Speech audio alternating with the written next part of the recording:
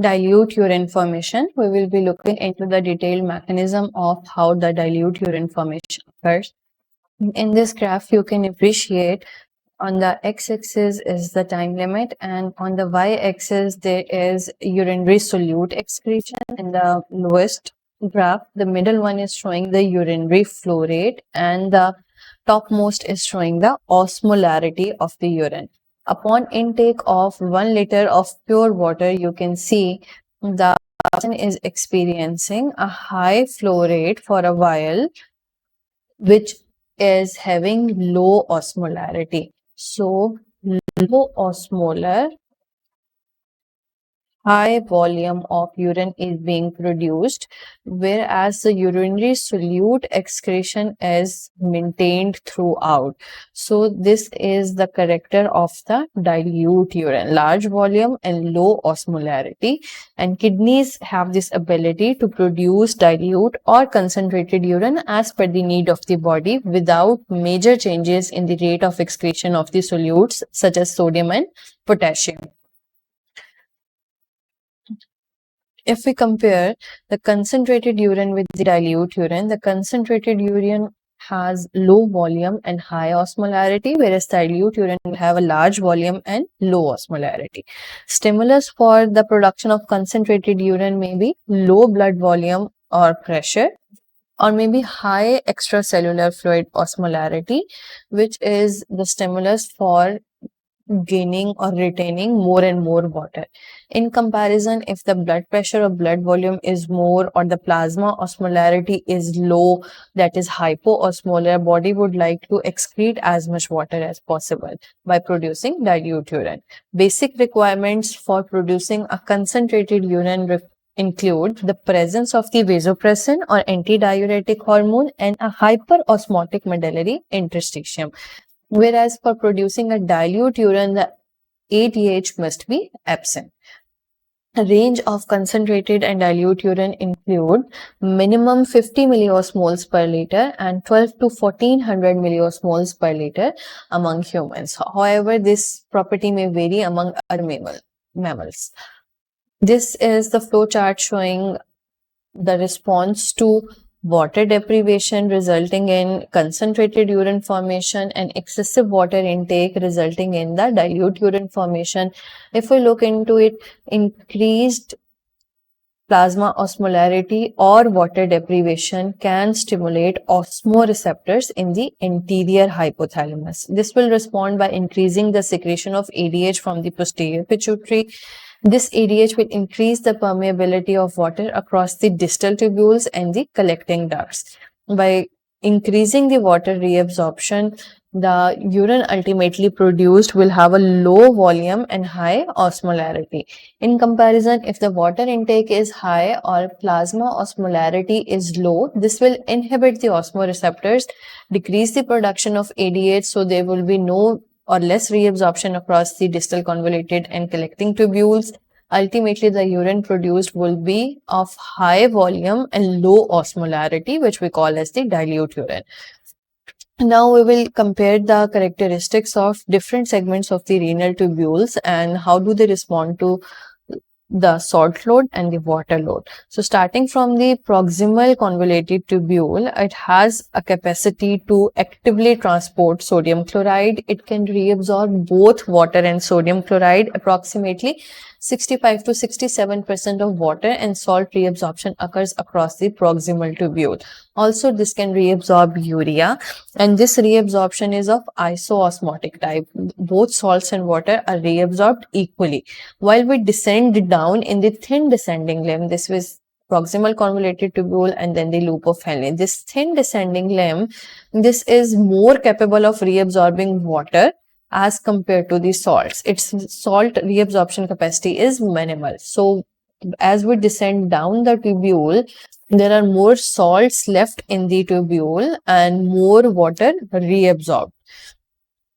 If we ascend up in the ascending limb of the loop of Henle, thin ascending limb, its water reabsorptive capacity is minimal and salt reabsorption is also minimal. Although this is permeable, to passive reabsorption of sodium chloride. So as we ascend up, the water reabsorption is going to decrease in this segment of the tubule, and same happens in the thick ascending lip of the loop of Henle, where the sodium chloride active reabsorption is quite high, but water reabsorption is minimal, or you may say not occurring virtually. Then the distal convoluted tubule, this is also virtually impermeable to the water reabsorption and reabsorbs water only under the presence of the antidiuretic hormone. Cortical collecting tubule and medullary collecting tubule, they also reabsorb water only under the presence of the ADH. Their salt permeability is minimal. However, they have active reabsorptive mechanisms for the sodium chloride reabsorption.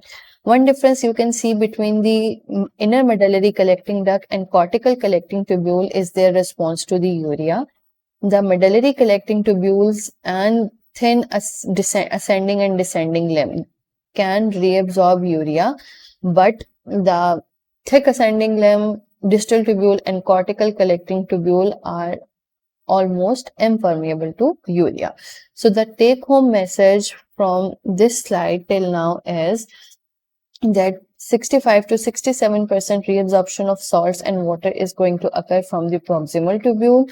Thin descending limb is going to majorly reabsorb water, whereas thick ascending limb are virtually impermeable to water. Distal cortical collecting tubule and inner collecting duct are only permeable to water under the presence of the antidiuretic hormone. So let's look into the relative reabsorption of salts and water across these tubular segments and the impact on the osmolarity of the tubular fluid as compared to the plasma. In the Bowman's capsule, you know there is only filtration, and this filtration is isoosmotic to that of the plasma. When this passes through the proximal convoluted tubule, the reabsorption of both salts and water occur, and the filtrate still remains isoosmotic to the plasma.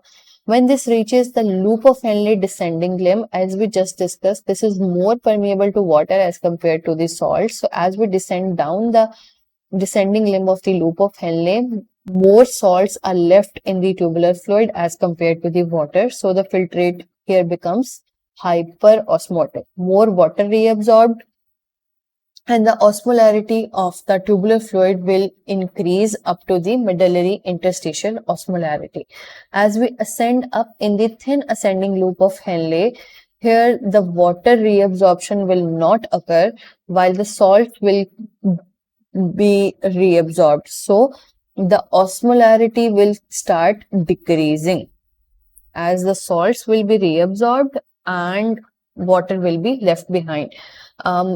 It will start becoming less hyperosmotic rather than, you may or may not call it hyposmotic. As we ascend up in the thick ascending limb of the loop of Henle and early distal convoluted tubules, still the salts will be reabsorbed much more, but it is not permeable to water reabsorption. So again, the fluid left would be having more water and less salts, thus becoming hypoosmotic as compared to plasma. The osmolarity may even decrease up to 100 milliosmoles per liter. In the late distal collecting tubule and collecting duct, the response is conditional to the presence or absence of the ADH. If the antidiuretic hormone is absent, as this is the basic requirement for the production of dilute urine, the water will not be reabsorbed, only the salts will be reabsorbed, and osmolarity will decrease even more, may reach up to the 50 milliosmoles per liter, and this will be hypoosmotic as compared to the plasma. And this is what we have discussed is the mechanism of dilute urine formation as well. Let's review it by this image as well.